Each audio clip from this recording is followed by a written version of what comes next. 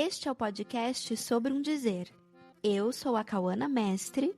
E eu sou a Licene Garcia. Somos psicanalistas e aqui conversamos sobre filmes, séries, literatura, coisas da vida. E claro, sempre com a psicanálise.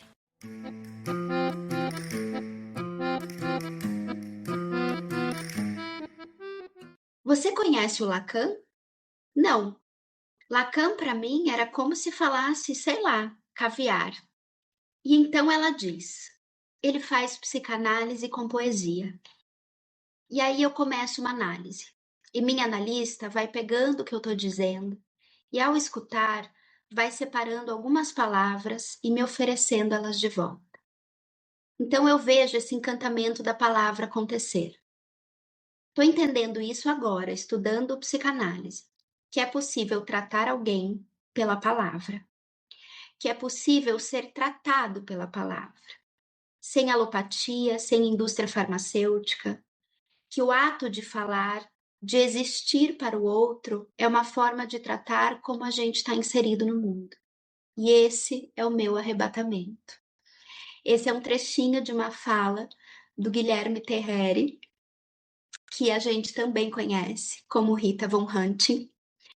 E para completar essa narrativa, esse tom de surpresa que eu acho que todo mundo experimenta, cada um a seu modo, quando encontra a psicanálise lacaniana, eu trago também o depoimento da Shoshana Fellman de como foi o encontro dela com Lacan.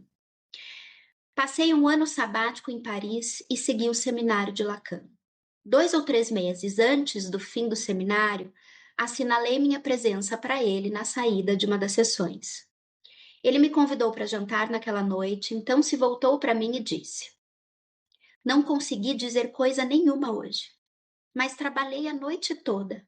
Tinha tanto a dizer, mas não consegui articular nada de maneira coerente. Eu respondi: olha, durante mais ou menos 1h30 não entendi nada do que você dizia. Mas por uns 15 minutos, quase no final, achei tudo completamente brilhante. Incrivelmente inovador, estimulante em várias direções e muito inspirador para o meu trabalho. E eu lhe dizia quais eram suas ideias que tinham me atingido e em quais eu encontrava uma inspiração tão imaginativa. Lacan me escutava, sorria e dizia: eu disse isso? É inacreditável. Ao final, essa cena, que se repetiu várias vezes, tornou-se uma espécie de ritual. Ele se habituou a me convidar para jantar depois de cada seminário. Sempre me dizia sobre o seu sentimento de fracasso, de abortamento da fala. Ele não buscava elogios. Estava cercado de gente que o elogiava sem cessar e que lhe fazia corte. Ele buscava, creio, o entendimento, uma escuta que lhe desse uma resposta. E dizia a cada vez surpreso: eu disse isso? É inacreditável. Fui tocada não apenas pela intensidade do tormento criador que acompanhava o seminário, mas sobretudo pela dimensão de inocência que habitava a genialidade desse homem. Inocência que o poder enorme que ele detinha sobre a elite parisiense e a admiração que o circundava não conseguiam tamponar. Creio hoje ser essa inocência, tão pouco conhecida e tão pouco suposta em um tal guru, uma das dimensões essenciais de seu gênio singular e complexo e de sua humanidade fascinante, propriamente inimitável. Então essa é a Shoshana Fellman, no livro Shoshana Fellman e a Coisa Literária, da Lúcia Castelo Branco. E hoje nós temos a honra e a alegria de receber o Guilherme Terreri, que é crítico cultural e educador popular. É uma alegria enorme ter você aqui com a gente hoje. Então, para começar o nosso bate-papo, a gente vai te propor 2 perguntas que já poderiam render um episódio inteiro. Como foi o seu encontro com a psicanálise? E como foi o seu encontro com um analista? Bora lá. Licene, tô muito contente. Cauana, tô muito contente. pessoas do futuro distópico que nos escutarão. Hoje é dia 17 de março de 2026, a gente conseguiu se reunir para fazer esse bate-papo com essas duas mulheres brilhantes, de quem já fui aluno, estou numa formação de longuíssimo prazo, assim, porque eu vou lendo os textos e fazendo as aulas quando consigo, e já tive aula com as duas, então quando apareceu esse convite para que a gente batesse esse papo, eu fiquei muito feliz. Bom, bora lá. Sobre o meu encontro com a psicanálise, ele tem uma trajetória. Eu gosto de brincar, e eu brinco disso em todo lugar e com todo mundo, que qualquer resposta para qualquer pergunta depende sempre de uma música da Daniela Mercury, que é Quanto tempo tenho pra. E aí, tudo pode ser infinitamente simplificado ou infinitamente complexificado. Depende de quanto tempo a gente tem para, né? Digo isso porque Mrs. Dalloway, da Virginia Woolf, é uma história que se passa em 24 horas e rende um romance inteiro. Ulisses, do James Joyce, se passa em 24 horas e rende mais de 400, sei lá quantas páginas vão. Então eu vou tentar dizer algo e vocês me sinalizam quando tiver bom. Eu, por volta ali dos 15, eu acho, um pouco antes, talvez, mas ali na passagem, né, de um final de uma adolescência para o início de uma juventude, assim. Eu tô tendo uns episódios de alguma coisa que se parece um pouco com uma crise do pânico, e eu moro em Ribeirão Preto. E a minha mãe, que era bem assim da pá virada, né? Ela era uma pessoa muito letrada. Ela me oferece se eu gostaria de buscar uma consulta com um psiquiatra. Na época, com 15, 14 anos, talvez 13, não faço ideia, mas sei que são antes dos 15, assim. Eu tinha pouca ideia do que era um psiquiatra, assim, sabia, mais ou menos, né, um médico de cabeça, e topei. E aí eu me lembro que ele tinha um nome com Z, mas é tudo que eu me lembro desse médico da minha mãe. Doutor, e era um nome com Z, e era um sobrenome. Acredito que ele era judeu. E aí eu vou pro consultório do Dr. Z e me sento diante da mesa dele, assim, sem entender direito o que eu fui fazer lá, o que é aquilo. E ele era daquela geração, né, de que os psiquiatras eles tinham passagem pela psicanálise e a psicanálise ainda informava a psiquiatria, né? Isso foi muito antes da virada dos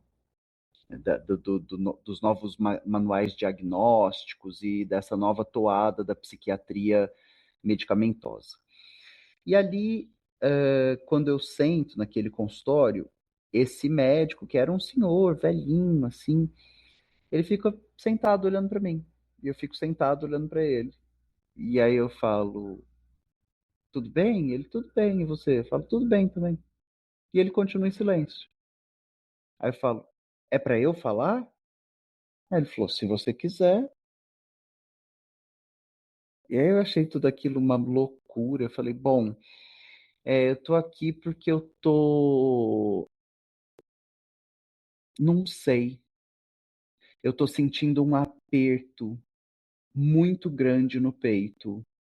Aí ele, uma angústia? Aí eu falei, não sei, um aperto. Aí ele falou, angústia vem do latim angustus e quer dizer aperto. E aí eu fiz assim,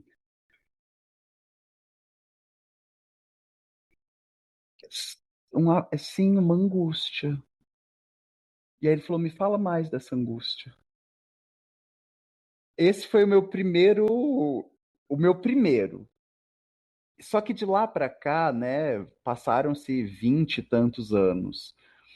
Então, essa cena inicial foi uma pequena cena, pequeníssima, que ela vai orientar tanta coisa na minha vida que eu não sei dimensionar.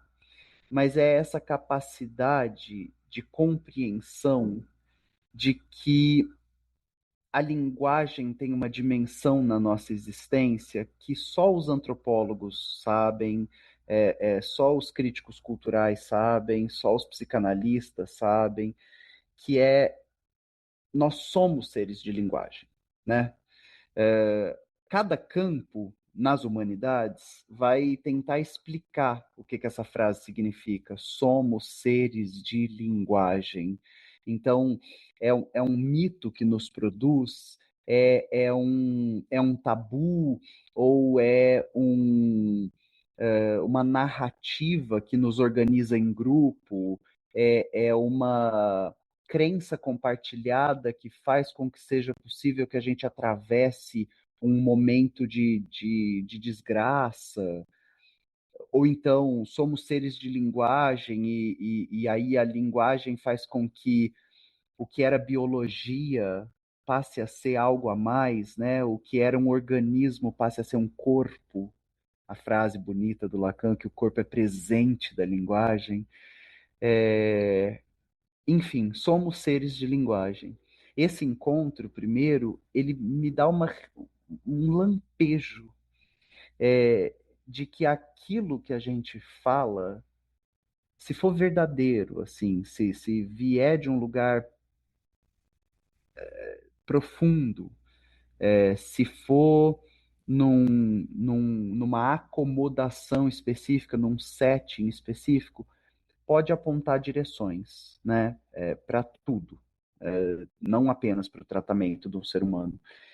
E depois, assim, coisa que eu não sabia exatamente, depois eu fui percebendo que às vezes não precisa do setting, às vezes escapa num bar, não precisa do setting, às vezes é um red flag que você capta num date, mas quando você, e aí como eu me formo em literatura, né, tinha uma frase que eu brincava com os meus amigos quando eles falavam, nossa, 5 anos de faculdade de letras, e eu brincava com eles que depois que você aprende a ler, tem pouca coisa para fazer no mundo. São 5 anos para te ensinar a ler, né? É que depois que você aprende a ler, sobra pouca coisa, né? Que é o que faremos com as nossas leituras. Acho que esse é o meu primeiro encontro, e o meu primeiro encontro com a minha analista, que é a pergunta número 2, ele é um momento também ali, ali eu já estou com uns 28, acho, né? Um pouco antes de 2018. Então vamos chutar que eu estou com 26, 27, alguma coisa ali. E aí é a primeira vez na vida que eu tenho algum dinheiro para pagar uma análise. Então, até aquele momento, eu estou vendendo almoço para comprar o jantar, eu estou trabalhando, imagina, eu dava aula de manhã, dava aula à tarde, fazia aula à noite, desesperado, correndo. E aí eu tenho uma janela. E ela é uma janela de oportunidade, assim. Eu estou terminando um casamento, e eu estou terminando esse casamento em parte por causa de algo que foi dito e que não foi feito. Mas eu estava naquele momento com essa incapacidade de compreender uma dinâmica da relação que eu vivia na época. E converso com uma amigona minha, ela é uma das minhas melhores amigas até hoje, que é a Mari G. Ela é minha assessora, minha produtora, mas a gente começou a nossa relação como grandes amigas. E aí eu falo para ela, amiga, eu queria procurar um psicanalista, queria começar a análise. Você conhece alguém? Ela falou, olha, eu conheço, tem um monte de amiga que faz, né? Você quer psicanálise? Falava sim. Aí ela, qual linha? Como eu já estava para concluir letras, eu já tinha estudado Melanie Klein, né? Na letras a gente estuda ela porque é uma grande especialista da Clarice Lispector, é uma kleiniana no Brasil, a Judith Rosenbaum. É, já tinha estudado Freud é, nas cadeiras de cultura, então a gente, sei lá quantas vezes eu li Mal-Estar na Cultura, Mal-Estar na Civilização, e aí fiquei tentando, assim, pensar que linha. E que diabo de pergunta é essa, né? Porque, sei lá que linha. E aí eu falo para ela, lacaniana, que é a frase que a Cauana leu, que foi no papo com o Chris, né? O Christian Dunker, porque eu tive essa presença de uma memória naquele momento, que é uma conversa com uma prima minha na adolescência, que é uma prima. Hoje ela trabalha exatamente com a mesma coisa que eu, né? Ela é crítica cultural e educadora, só que ela foi para o espanhol, eu fui para o inglês. E ela, a gente era. Eu e ela devemos ter uma diferença de idade assim, de, sei lá, 6 anos, algo assim, talvez menos até. E a gente então brincava, passava muito tempo junto, regulava idade. E nesse episódio da adolescência, enquanto a gente estava no quintal da casa dessa avó, que era a avó de todos esses primos, chorando pitanga, falando de namoro, falando de. Eu falo alguma coisa para ela e ela fala: Você conhece o Lacan? Porque diz ela, né? Depois eu fui conversar, depois que saiu esse episódio do Christian, eu fui conversar com ela. E ela conta que ela lembra dessa cena também e que para ela essa cena tinha a ver com uma intervenção. Eu tinha feito uma intervenção na fala dela. E aí que ela me pergunta, eu devia ter, sei lá, 14, se eu conheço Lacan. Então, meu primeiro encontro com uma psicanalista é essa longa linha de uma mulher que conecta na próxima, que conecta na próxima, mas é minha prima, que tem a ver com a minha melhor amiga, que me indica No uma quintal da avó. no quintal da avó, que me indica uma psicanalista lacaniana. Assim, nunca, e até hoje, assim, a ideia de fazer análise com um homem, para mim, é absurda. É... absurda, absurda, absurda. Eu vivo minha vida com mulheres, minhas amigas são mulheres, meus círculos são femininos, e toda vez que eu fico muito com os meus amigos meninos, assim, começa a me dar uma certa gastura, assim, de falar, ai, tá bom, gente, beleza, daqui um mês a gente se vê outra vez ou não. Até a próxima. Mas as meninas, a gente é muito próximo, e aí eu faço laço muito rápido com essa analista, que é a minha analista até hoje, mas é porque ela é um barato, assim. E na primeira consulta, eu falo com ela por telefone, aí converso com ela pelo WhatsApp, marco, né, a, a consulta, vou para lá, chego no consultório, e aí ela me dá a senha da porta do consultório. E eu fico meio, gente, mas eu vou pôr a senha e eu vou entrar? Que louco. Aí pus a senha, entrei, aí tinha uma sala de espera, e ninguém na sala, não tinha secretária, não tinha. Aí eu sentei na sala de espera. Aí de repente ela aparece, fala, Guilherme? Eu falo, oi. Aí ela fica me olhando assim, eu fico olhando pra ela, ela parada. E eu parado, assim. A gente fica assim, parado, um olhando pro outro, minutos. E aí ela fala, quer entrar? Aí eu falo, posso? Aí ela fala, pode. Aí eu entro, corredor, consultório.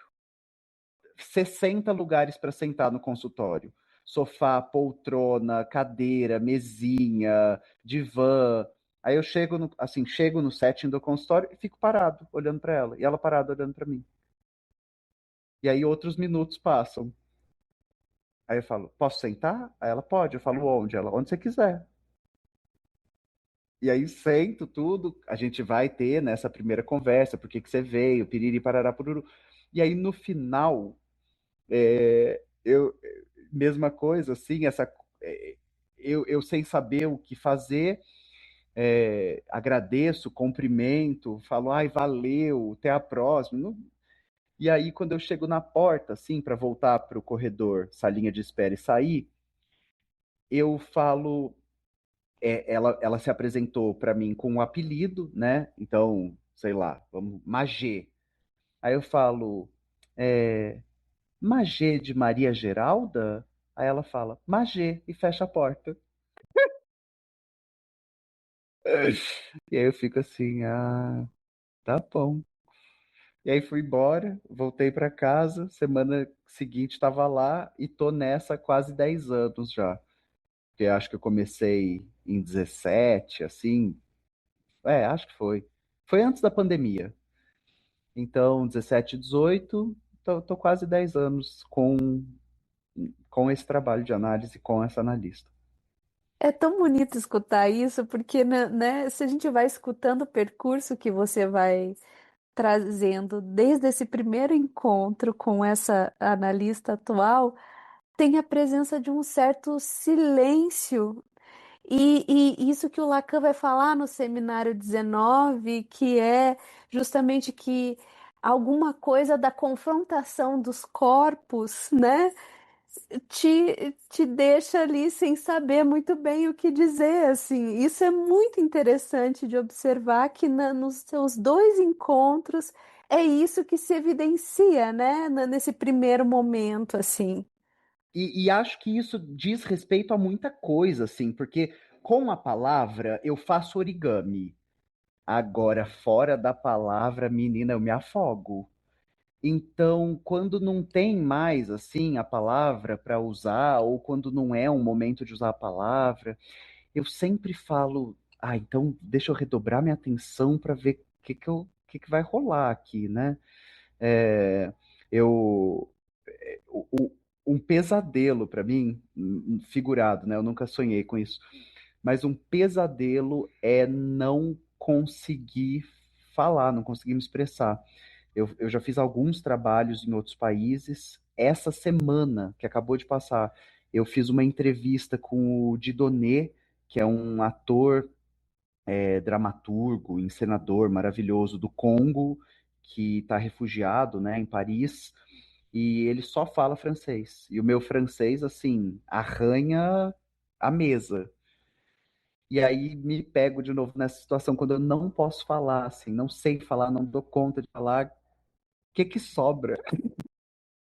E é bonito porque a tua primeira experiência foi justamente com alguém que te ofereceu uma palavra quando você não tinha uma palavra. E Porque é vira uma isso, né? bolha. Exatamente com o aperto, você estava tentando ali dizer alguma coisa que não saía, e ele então te oferece, né, essa experiência de ter alguém que nomeie algo, né? Me lembrou muito de uma passagem da minha própria análise. Eu tive dois pais, né? O meu pai biológico e meu pai de criação. E eles morreram com 3 anos de diferença. Quando eu perdi o segundo, eu achei que eu não ia suportar, porque eu achei que, de novo, né? E claro, não era de novo, era outra experiência, mas eu sentia como se de novo eu perdesse o chão. E eu me lembro de uma sessão que acho que foi assim a mais importante da minha vida, em que eu era mais uma sessão em que eu só chorava e eu engasgava. Era uma coisa muito impressionante que eu engasgava com o choro, é como se eu não conseguisse mesmo, né, colocar, e eu não tinha palavras. Eu não tinha palavras, né? E como você, Guilherme, para mim, é assim, é uma coisa, eu tenho uma ilusão de que na palavra eu me garanto. Eu sei que não, mas se for escrita, então melhor ainda. E aí, a minha analista, né, naquele dia, ela me disse uma única coisa. Ela disse orfandade. E ela nomeia, né? Ela dá um nome para aquela experiência, e então, a partir daquilo, não é que eu paro de sofrer, mas quando o sofrimento tem nome, é como se eu tivesse de novo reconstruído, né, o chão e pudesse, então, agora eu vou narrar o meu sofrimento. E acho que isso tem sido um horizonte para mim, assim.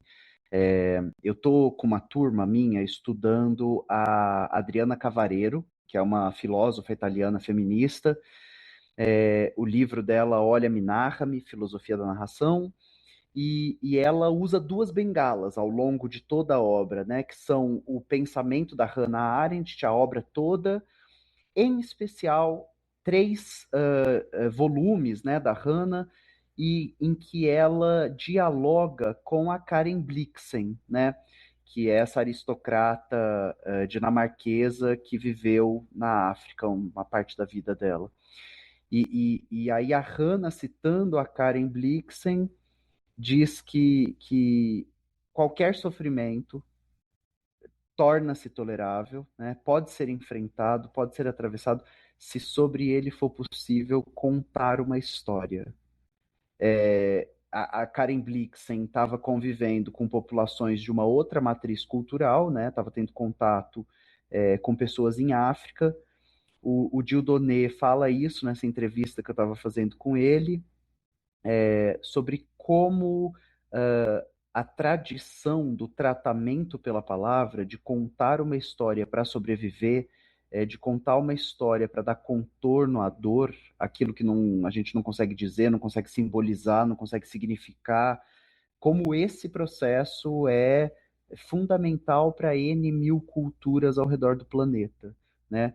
A gente ocidental que passou por um processo de desencantamento do mundo é que perdeu isso, né? A psicanálise ainda investe nisso. Psicologia também, dependendo da linha. Mas eu acho que tem uma sabedoria muito potente, uma sabedoria ancestral, sabe? De que os nossos sofrimentos se deslocam à medida que a gente consegue inseri-los em algo, fazer algo com eles, né? Eu acho que não só também, eu acho que esse é o paradoxo aí também, que não só consegue inserir, para também, num segundo momento, deixar de tentar inserir tudo na palavra. E tem Uhum. coisas que a gente só realmente experimenta com o corpo, no corpo, e que em algum momento a gente pode se apaziguar de não precisar também dar nome para tudo. Mas eu acho que nesses momentos, principalmente, né, numa travessia de um luto, por exemplo, né, e luto aqui no sentido amplo, né, não só diante de uma perda, né, real, né, mas também de um término de um relacionamento, a perda de um emprego, todos os lutos que fazem parte de uma vida, que não deixa de ser por esses momentos também que a gente procura um analista. Uma vez eu escutei o Christian Dunker dizer uma coisa que nunca mais eu esqueci. Ele disse assim, né, que a psicanálise do Freud, ela está próxima de uma leitura de texto. Huh. E a psicanálise lacaniana está mais perto do teatro. Então, que é isso de inserir o corpo, né? E eu lembrei agora de um testemunho de paz que eu e a Alicene já lemos assim incontáveis vezes quando a gente fala de testemunhos de paz que trabalham a questão do feminino, da devastação e tudo mais, que tem um momento em que, diante da lamentação infinita da analisante, de uma experiência, né, que ela dizia ter sido colocada num lugar de lixo, a analista levanta da cadeira, assim, violentamente e diz: basta de lixo. E levanta e abre a porta e vai embora.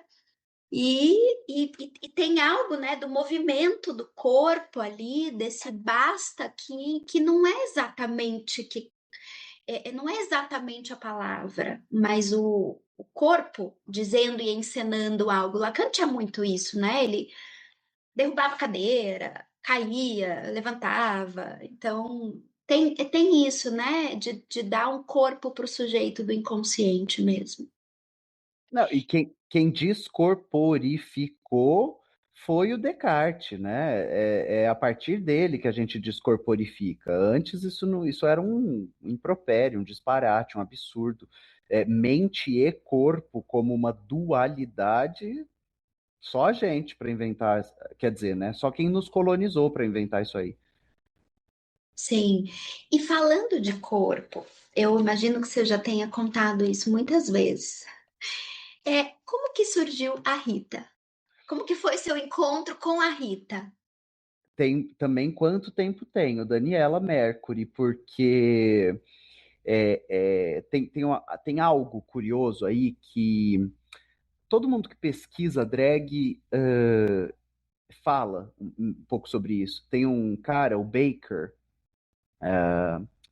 tô querendo dizer que o nome dele é William, mas não sei se é William Baker.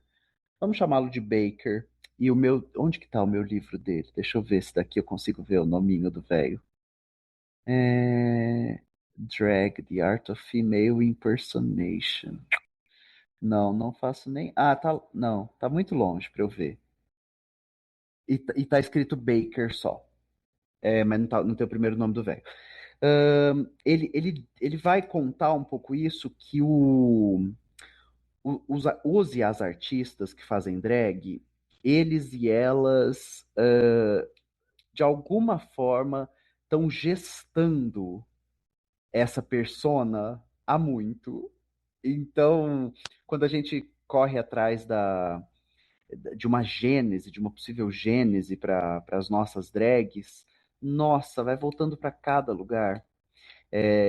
Tem muitos amigos e amigas que contam assim de um encantamento pelos guarda-roupas na infância.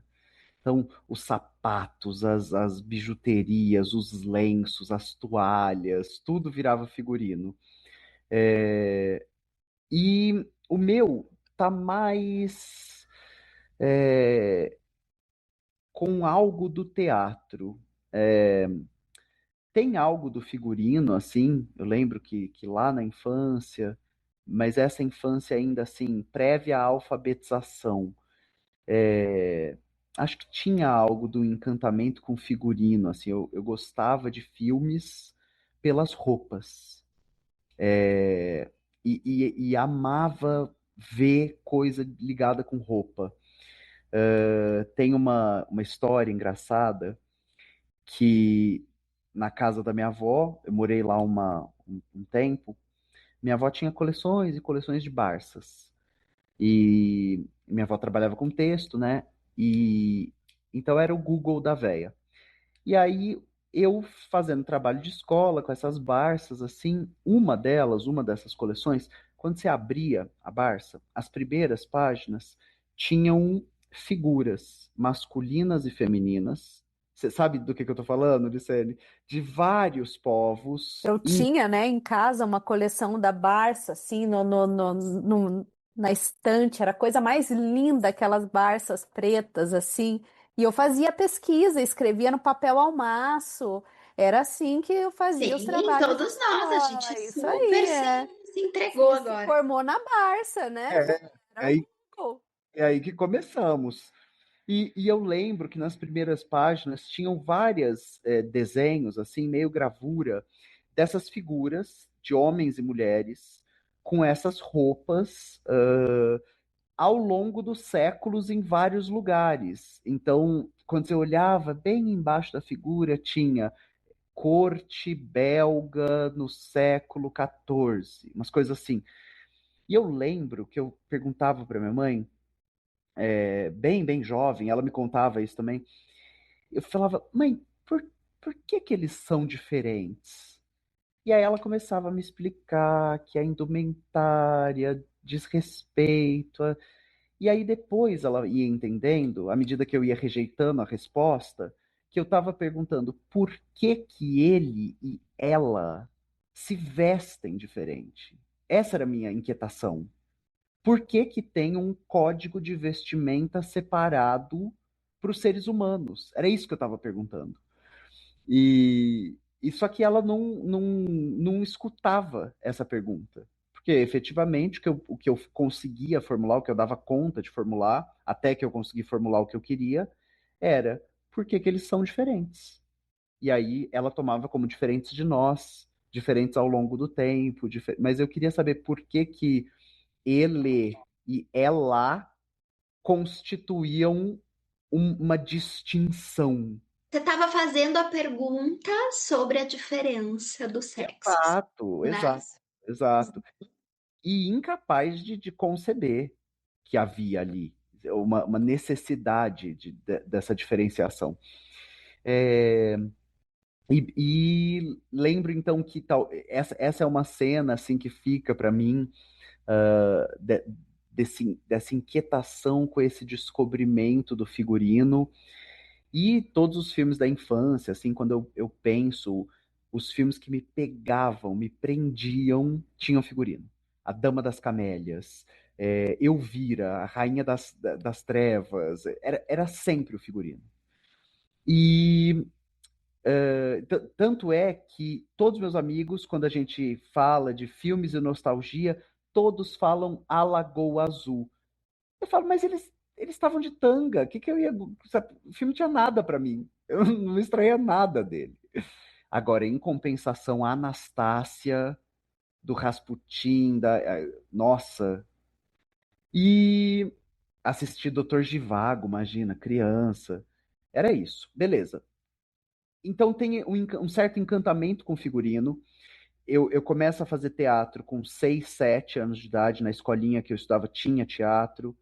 E aí eu lembro que a primeira montagem, a primeira peça que a gente fez, a turma, foi Sonho de uma Noite de Verão.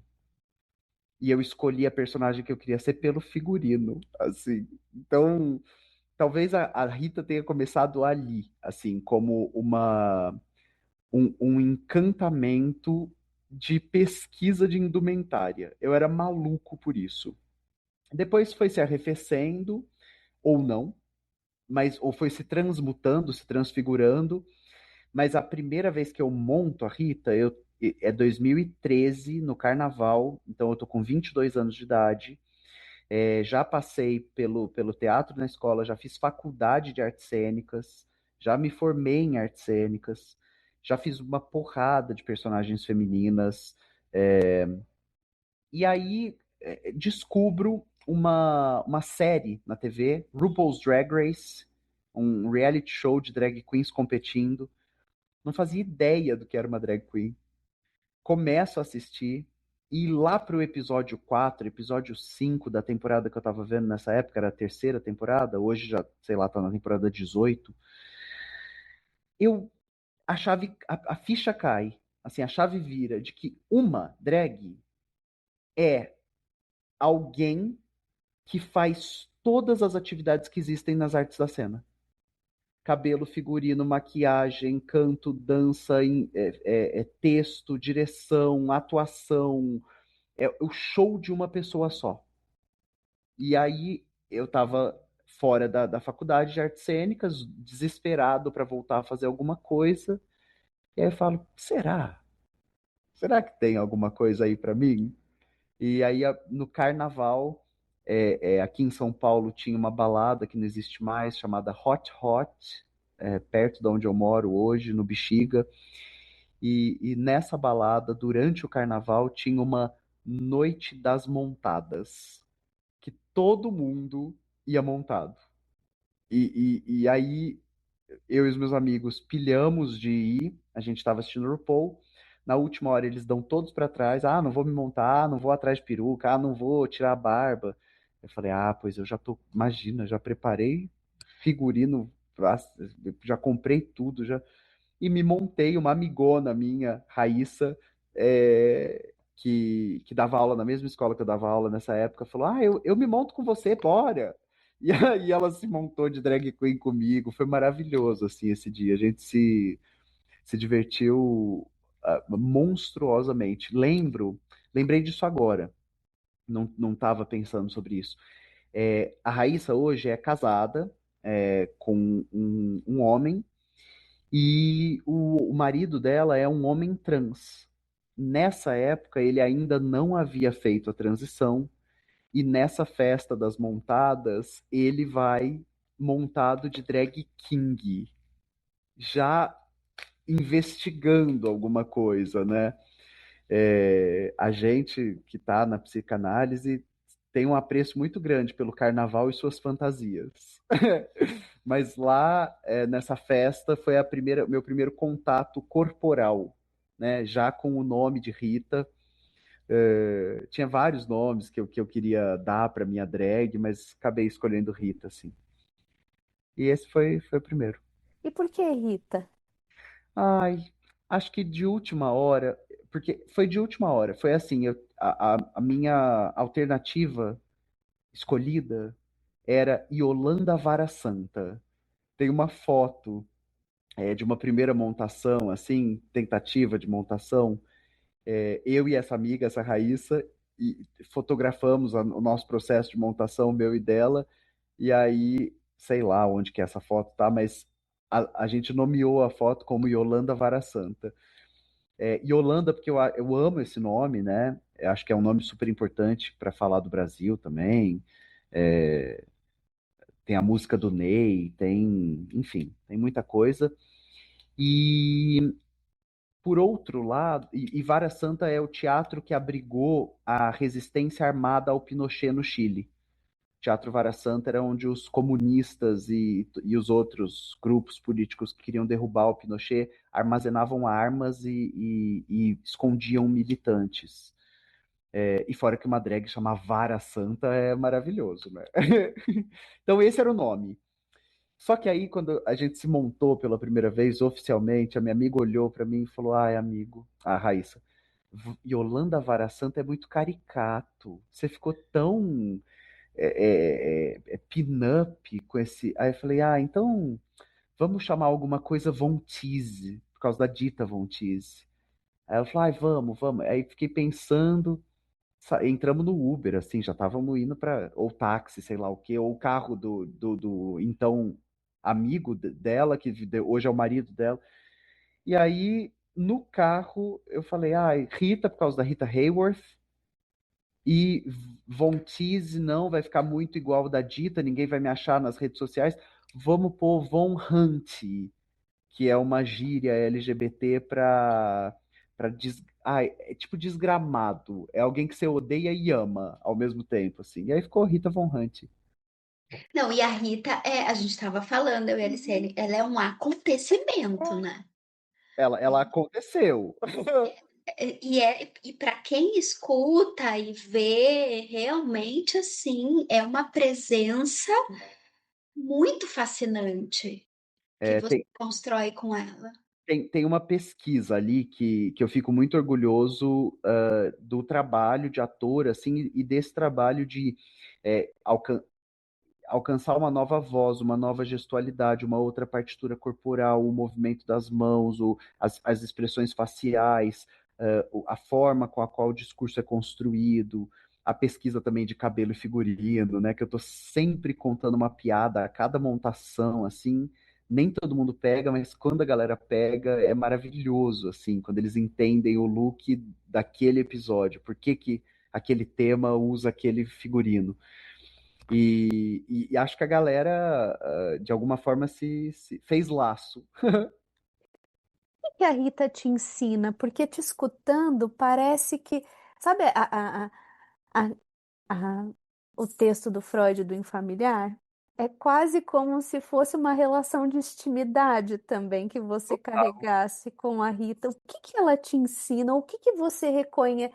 O que que é difícil de reconhecer no Guilherme que quando tá como Rita aparece, ou o que que a Rita revela do Guilherme, o Guilherme revela da Rita, porque eu acho que tem essa relação de intimidade que me parece que é muito evidente te escutando. Tem. Eu acho que tem algo comum a maioria dos atores que eu conheço, atrizes, professores, professoras, é que são pessoas mais introspectivas ou introvertidas ou tímidas. E que, de alguma forma, encontram numa persona uma forma de extravasar, né? Então, sei lá, eu consigo, assim, mapear um número de professores que eu tive que eles eram pessoas muito tímidas. Assim, isso na escola, no ensino médio, porque a universidade é outro rolê, né? Tem muito professor universitário que ele ou ela é uma pessoa que queria fazer pesquisa. E o único jeito de fazer pesquisa no Brasil é dando aula. Então, na universidade, acho que é um caso à parte. Mas até o ensino superior, os professores, eles são meio atores, né? Eles precisam de musiquinha para a galera decorar a matéria, eles precisam chamar a atenção da turma, eles precisam controlar o movimento, né, dos olhos, dos olhares, das falas. Então, acreditar que só pessoas extrovertidas iriam parar nessa posição é uma doideira. Mas o que eu sei, assim, de vivência, de experiência, é que as pessoas mais para dentro, elas encontram uma forma de fazer isso. E essa forma é sempre a descoberta de um outro, né? No sentido de que é uma máscara, né? É uma máscara que essas pessoas encontram uma forma de usar. A Rita, eu hoje a vejo, né? Também, depois de muito pensar, bater a cabeça com os meus amigos, mas eu a vejo como se o meu senso de humor tivesse pernas, sabe? Então, ali é a minha forma de fazer humor. E como professor, em sala de aula, eu faço muita brincadeira, eu conto muita piada, eu tento dar o exemplo mais esdrúxulo possível para ver se as pessoas captam do que eu estou falando, a cena mais caricata, para depois que a pessoa entendeu no volume 100, vai diminuindo o volume, diminuindo, até sem entender do que a gente pode falar nos meandros da vida, assim, no subterrâneo da política, mas sempre indo para esse lugar escalafobético que ajuda a pessoa a conceber alguma coisa. Eu tenho uma pesquisa nas artes cênicas há 15 anos com uma mesma companhia de teatro, que é a Companhia Melodramática. E a gente estuda com um grande especialista em melodrama no Brasil, que é o Paulo Merizio, nosso professor. A gente estuda o gênero, sua permanência, seus rechaços, suas heranças históricas, e a gente tem um espetáculo que de tempos em tempos a gente retoma, é um jogo de improviso teatral chamado O Melodrama da Meia-Noite. Cada vez que a gente encena ele, ninguém sabe o que vai acontecer, nem os atores, nem o diretor, nem a plateia, nem o músico, nem o iluminador. E todo mundo vai improvisando na hora a história e ela vai ficando cada vez mais escalafobética. Tem uma expressão em francês de um dos grandes mestres do melodrama que é beurre sur la beurre, né? Manteiga em cima de manteiga, que o melodrama ele depende disso, da coisa ir ficando cada vez mais absurda. Então, o par romântico que é separado no altar antes de se casar, porque eles descobrem que são irmãos e um deles, sem querer, matou manteiga em cima de manteiga. Vai ficando cada vez pior. Adoro. Eu amo. É justamente esse traje cômico, né? Que é tão trágico que começa a ficar cômico, né? Uma grande. Adoro, gente, versada em novela mexicana anos Exatamente. 90. Exato. Uma grande pesquisadora aqui do Brasil também, carioca, ela tem um texto chamado É para rir ou para chorar? Quando ela faz essa análise, né, da passagem de um teatro popular para um teatro moderno no Brasil, e que o tipo melodramático ele se mantém, mas ele vai se mantendo como uma figura que a gente não sabe o que fazer com ela. A Marília Pêra, sabe? O Miguel Falabella, que são esses atores que, diferente do Francisco Cuoco, diferente do Tony Ramos, diferente da Eva Vilma, a gente fica meio assim, é pra rir ou é pra chorar? Achei uma cena. A Regina Duarte escorrendo pela parede em Por Amor. sabe? Aham. Ou trocando os bebês na maternidade. Aquela E coisa. isso é um melodrama por excelência, né? Roubar um bebê na maternidade, né? Como fez a. Oh, meu Deus, a personagem da Renata Sorra que empurrava as pessoas da escada. A A Nazaré, Nazaré. É Tedesco. maravilhosa, sim. Exato. É muito incrível isso que você está falando, e eu amo esse assunto, porque no mestrado em literatura eu trabalhei a obra da Helena Ferrante. E a Ferrante, ela faz isso, ela era uma grande leitora das histórias de folhetim, né, na Itália pós-guerra, quando ela era criança. Então ela vai crescendo, vai vivendo, vai experimentando a adolescência com esse melodrama. E aí ela vai entendendo, ao mesmo tempo, ela quer ser escritora e a única escrita que ela conhece é a do cânone. E aí ela não sabe quem é ela no meio desse rolê, né? Então, e quando ela escreve a tetralogia, diferentemente de tudo que ela tinha escrito até então, ela decide pegar essa história de folhetim, toda essa herança do melodrama, né? Dessa escrita que tinha sido considerada por tanto tempo feminina e, portanto, inferior, e botar na tetralogia e usar isso assim abundantemente, sem pudor nenhum. E o resultado é esse fenômeno, né? Arrebata multidões. Gente, a obra do. O Edouard Louis inventou agora de criticar a Helena Ferrante, né? A obra do Edouard Louis é um grande mão na testa. Ai, céus, pobre menino gay na periferia. Ah, sabe? Vai passar uma semana na Rocinha, bicha. Mas é isso, assim, é tipo, ó, Sim. é um grande melodrama. Mas tem isso. A pesquisa do melodrama, ela nos revela, e esse nosso espetáculo, ele está sempre lotado, abarrotado. Quando a gente consegue fazer temporada, sexta, sábado, domingo, no mesmo teatro, as pessoas que vão na sexta compram ingresso para o sábado e para o domingo para descobrir se é improviso mesmo. Que Porque maravilhoso. não, e rola uma coisa que é um arrebatamento, porque é um vestígio do circo-teatro no Brasil, que é o verdadeiro popular, né? Era isso. Imagina, até a gente ter teatro, palco italiano, textocentrismo, precisou de séculos de processo civilizador.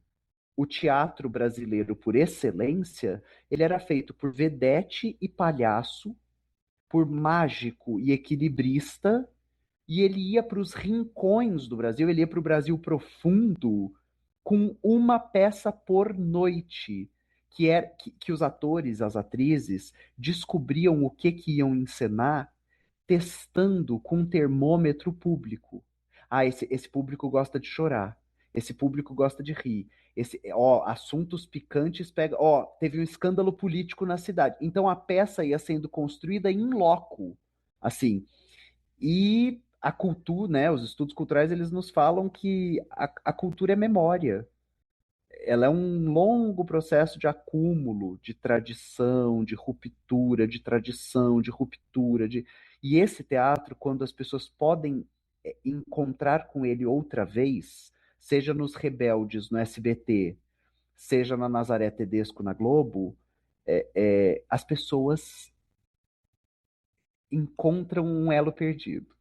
É o humano por É excelência, né? humano, mas é o que também afeta o corpo, Isso, né? E isso. perturba o corpo. E, Por isso, daí a gente volta justamente nessa dimensão do corpo que é marcado pela linguagem e que nos torna falantes, né? Eu e, acho que é bem o que enlaça tudo o que você estava dizendo.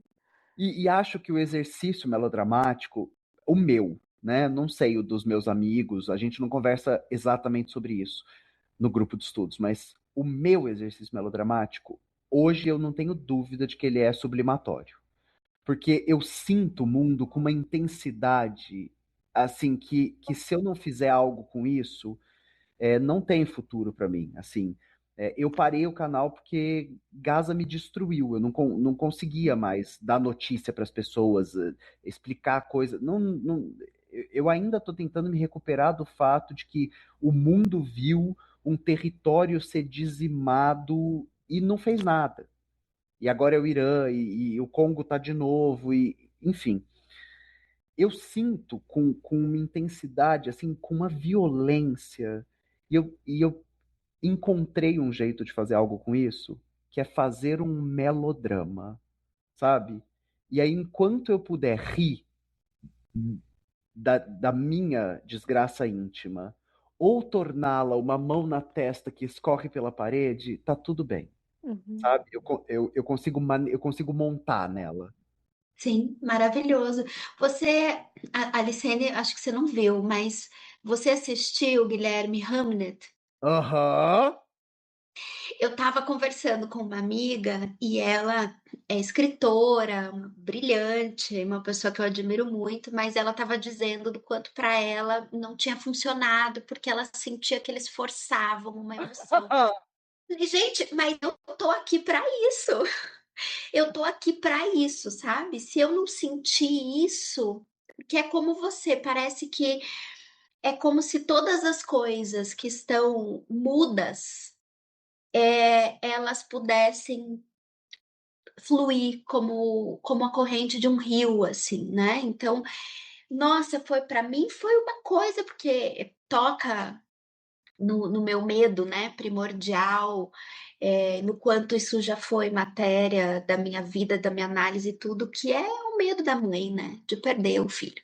E aquilo assim, simplesmente eu saí destruída, tremendo da sala do cinema, e aquela cena final, aquele destino que se, é assim, é mão na testa e todo mundo com lenço enxugando, rímels borrados, assim. Gente, para mim é isso. Ser humano, para mim é isso. Mas, Cauana, aí eu acho que jaz uma possibilidade de análise de crítica cultural feroz, assim. Se a gente for levar a sério trabalhos como o do Vladimir Safatli, ele não é o único, né? Ele é mais um dizendo pra gente. O circuito de afetos fascista, ele depende da dessensibilização, né? A Rita Segato, esse é o conceito central por trás da noção dela de pedagogia da crueldade. As pedagogias da crueldade, elas dependem de dessensibilização. E aí a gente está vendo um retorno do melodrama. Então a gente teve o Hamnet, mas Valor Sentimental, que venceu o Oscar de melhor Sim. filme. É um melodramaço. É isso que eu ia falar. Eu assisti o Valor Sentimental, não assisti o Hamnet, mas assisti o Valor Sentimental. Para mim, foi um acontecimento, assim, ter assistido. Levei um tempo para poder dizer alguma coisa. Foram 10 minutos em silêncio para poder dizer alguma coisa sobre o que que foi isso, assim. Mas eu acho que é isso, é poder tocar o corpo novamente. Eu acho que é disso que a gente carece, do encontro dos corpos, né? E que eu acho que a pandemia tirou muito isso. Acho que a coisa já vinha numa escalada, mas acho que a pandemia, de algum modo, quando ela tira o encontro dos corpos, ela evidencia isso que você está falando, assim, né? Quando não tem muito essa dimensão do encontro, alguma coisa também se perdeu. Eu acho que, né, eu não tinha pensado nisso, mas acho que é uma leitura possível também, que no encontro dos corpos também tem alguma coisa que se impõe, e que essa Sim. suspensão pode ter também escalonado muito mais, esses discursos, né, totalitários e É essa. a pandemia, mas talvez, sobretudo, o próprio capital, né? Que decide que é isso, porque encontro de corpos significa encontro de diferenças. Uhum. Né? Então é isso também que a gente está vendo na clínica, né, Li? A gente conversa muito sobre isso. A clínica da adolescência hoje é uma clínica dificílima, em que para mim hoje é a grande preocupação. A gente precisa olhar para os adolescentes mais do que nunca, precisa escutar o que está acontecendo ali, né? Que rechaço é esse a diferença ao encontro sexual porque o encontro sexual é justamente a confrontação da não relação sexual, como diz o Lacan, né? Isso que está fadado ao fracasso, porque por conta da diferença, por conta da semelhança. Então, acho que essa é a grande questão, assim. Porque veja, também são os adolescentes de hoje, há 5 anos atrás, eram as crianças da pandemia, né? Que passaram ali ilhadas sem se relacionar, sem brigar, né? Disputar pelo brinquedo, sem passar por todas essas coisas que o encontro com o outro também traz, né?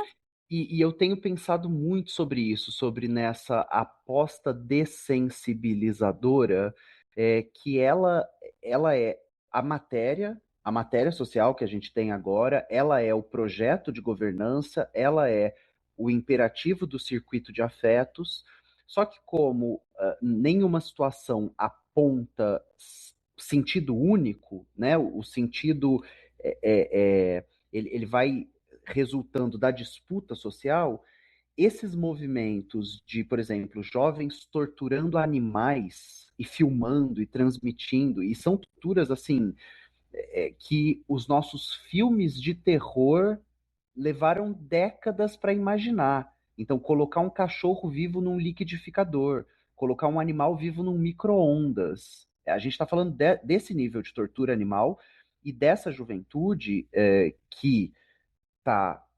dessensibilizada num ponto que nossa geração, tem muita dificuldade de conceber, apostando nisso como única via de sentir, né? É essa aposta que a gente está vendo e que está nos horrorizando tanto, assim. É o que eles estão dando conta de sentir, é o que eles estão fazendo para sentir.